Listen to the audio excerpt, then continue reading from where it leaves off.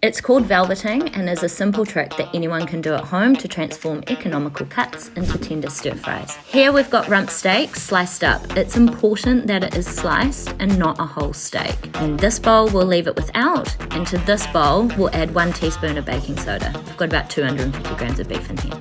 Toss it together and leave it for 30 minutes. You'll see now it's turned bright red. That's normal. It's the baking soda reacting and raising the pH on the outside of the meat. Rinse it off, pat it dry, and then use it as you normally would. Today we're making a stir fry. So we've got a few mates here to see if they can tell which one is more tender than the other.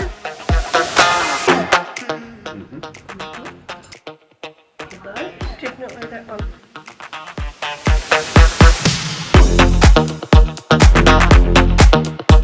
Definitely this one.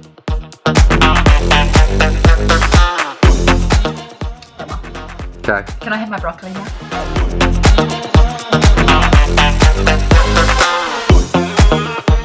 Very tender, isn't it? Yeah. And well, the jury's in. The difference is amazing, so go on, give it a go.